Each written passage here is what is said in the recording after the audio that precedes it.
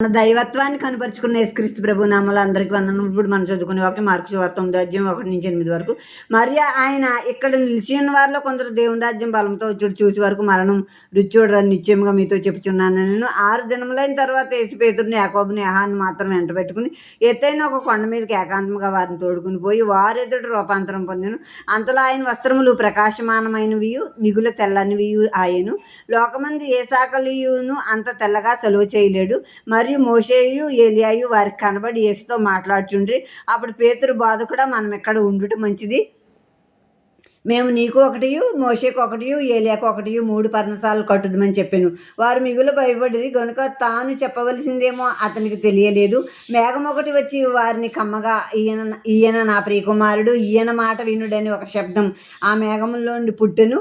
వెంటనే వారు చుట్టూ చూసినప్పుడు తమ యొద్దనున్న యేసు తప్ప మరి ఎవరునూ వారికి కనబడలేదు.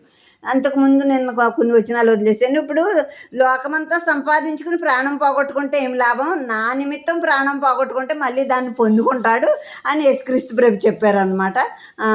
కనుక తన పరిశుద్ధ దూతలతో వచ్చినప్పుడు నా విషయమై ఎవడు సిగ్గుపడ్డాడో వాడిని చూసినప్పుడు వాడి విషయమై నేను సిగ్గుపడతాను అన్నారు. అంటే మేము దేవుని బిడ్డలం, యేసుక్రీస్తు ప్రభు బిడ్డలం అని చెప్పుకోవటానికి ఎవడు సిగ్గుపడని అవసరం లేదు. ఇది ఒక మహాభాగ్యంగా ఎంచుకుని గర్వపడాలి, ఇంత గొప్ప దేవుడు మనకు దొరికినందుకు. ఇప్పుడు తర్వాత ప్రభు చెప్తున్నారు, ఇక్కడ నిలిచి ఉన్నవారు దేవుని రాజ్యం వచ్చేదాకా మరణం కొందరు అని చెప్పారు. ఇక్కడ నిలిచి ఉన్న వారిలో కొందరు కనుక అది ఆయన రెండో రాకళ్ళు వచ్చినప్పుడు దేవుని రాజ్యం ఏర్పాటు అవుద్ది. ఆ రాజ్యంలో కూడా ఉంటారు కొందరు, అందరూ ఉండరు, అందరికీ లేదు ఈ భాగ్యం, మళ్ళీ ఉంటారని దాని అర్థం. ఆ తర్వాతే రెండో మరణం ఉంటుంది. నెక్స్ట్ ఇప్పుడు ఒక ఎత్తైన కొండ మీదకి వెళ్ళారు యేసుక్రీస్తు ప్రభు శిష్యులతో పాటు పేతురు, యోహాను, యాకోబుని తీసుకుని. అక్కడ ఆయన రూపాంతరం పొందారంటే ఆయన రూపం మారిపోయింది అనమాట. దైవ రూపం వచ్చేసింది, పూర్తిగా మహా వెలుగుతో ప్రకాశిస్తున్నారు యేసుక్రీస్తు ప్రభు. అప్పుడు మోషే, ఏలియా వచ్చి యేసుక్రీస్తు ప్రభుతో మాట్లాడుతున్నారు. పేతురు వీళ్ళందరూ భయపడిపోయారు. భయంతో అంటున్నాడు పేతురు, ప్రభు మనం ఎక్కడ ఉండటమే మంచిది అంటున్నాడు. అంటే ఇంకెక్కడికి వెళ్ళకుండా అక్కడే ఉందాము అన్నట్టుగా చెప్తున్నాడు అనమాట. అది ఒక్క చోటే ఉండిపోమంటలేదు దేవుడు. అప్పుడు 3 పర్ణశాలలు కట్టేస్తాం నీకు, మోషేకి, ఏలియాకు అని చెప్తున్నాడు.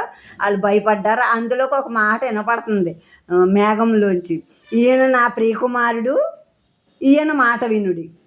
తండ్రి గారి సాక్ష్యం ఇది, గొప్ప సాక్ష్యం ఇది యేసుక్రీస్తు ప్రభుకి. తండ్రి గారు చెప్తున్నారు, ఈయన నా ప్రియకుమారుడు, ఈయన మాట మీరు వినండి అని. కనుక ఈయన మాట మన అందరం వినాలి. మన అందరం వినవలసింది యేసుక్రీస్తు ప్రభు మాట, మా తండ్రి మాట. యేసుక్రీస్తు ప్రభు మాటే తండ్రి మాట కనుక యేసుక్రీస్తు ప్రభు మాట మనం వినాలి. ఆ శబ్దం వచ్చాక ఆ మోషే, ఏలియాలు ఆ మేఘంలో కలిసిపోయారు. తర్వాత యేసుక్రీస్తు ప్రభు మాత్రమే